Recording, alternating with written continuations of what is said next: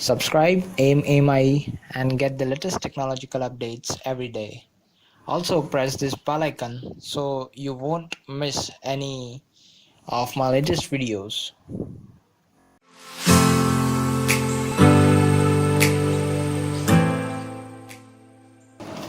How pressure gauges works. So guys, this is a pressure gauge which is simply Badotherm tube type pressure gauge made from Wika.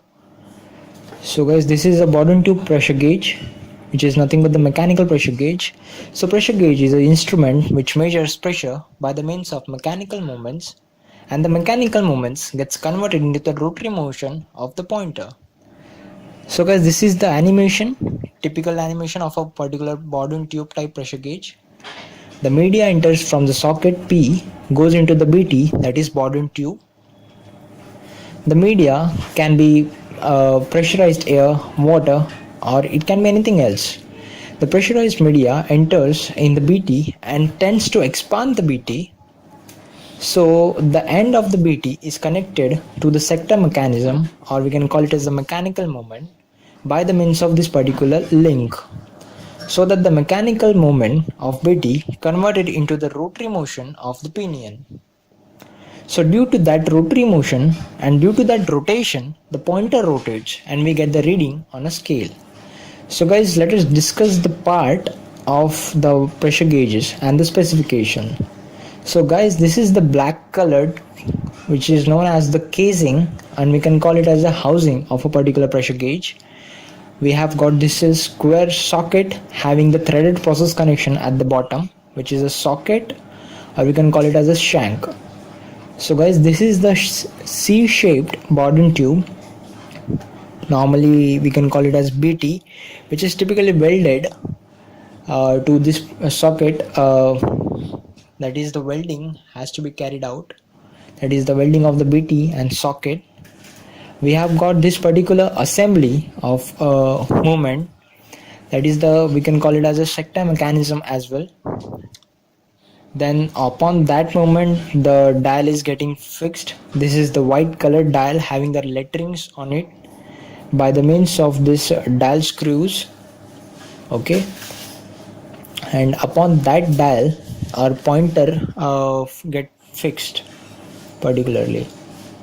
So this is the initial assembly, and for the safety point of view, the safety of all of the dial and the pointer, we have this toughened glass in the last. So guys, in the terms of the material, the casing is made up of SS304 or SS316, whereas the Badotherm tube, that is SS316 or brass, can be used. In case of socket, that might be SS304 or SS316. In the case of movement, this is SS304 or brass only. So brass is cheaper than SS304. The overall the cost of the gauge gets reduced. For dial, we can use this black aluminum with white background and red letterings. So guys, next is the specification of the pressure gauge. Means how does a pressure gauge get specified? So guys, normally a pressure gauge has to be manufactured in accordance with the reference standard, that is EN 837-1. So first of all, a model has to be specified, that is defined by the manufacturer. The next one is the dial size. The dial size can be vary from 1.5 inch to 2 inch, 2.5 inch, 4 inch, 6 inch and 10 inch. The next one is the pressure range.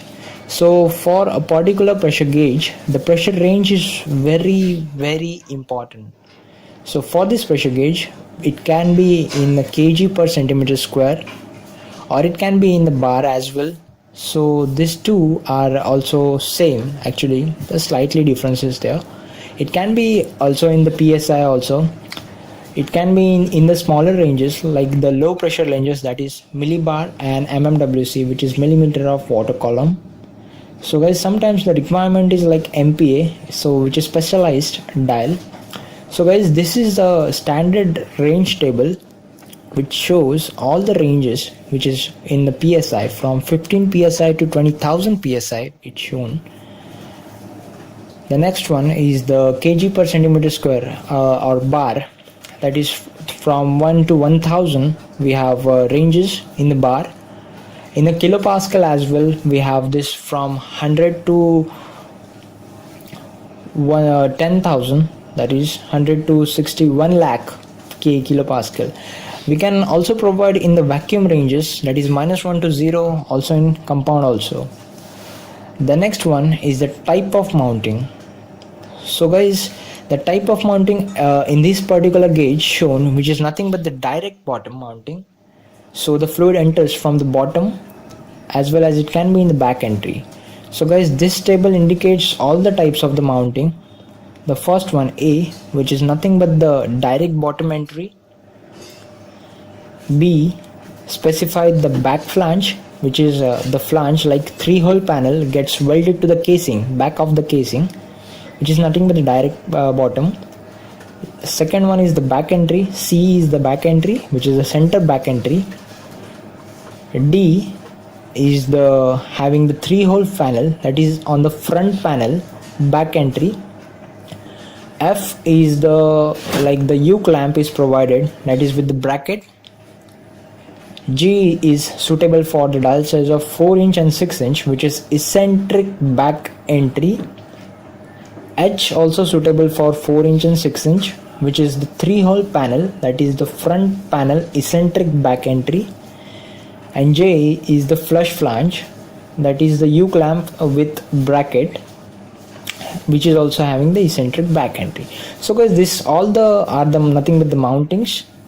The next one is the process connection. So guys, the process connection in case of the pressure gauges, that can be threaded or flange also. This is very few, these are the very few.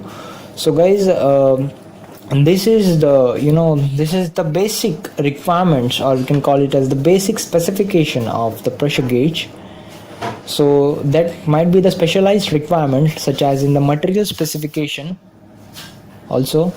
So that might be the material of the bottom tube change, that bottom tube of, and the in this particular socket the material can be changed, that is shank. The material of the casing and bezel can be changed. So guys, it depends upon the requirement and the application. So guys, we have seen this in this particular video, that is the working principle of the pressure gauges. How does the pressure gauges work? The construction, we have seen the various parts.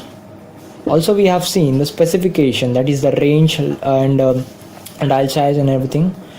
So guys, thank you for watching this video. Please subscribe.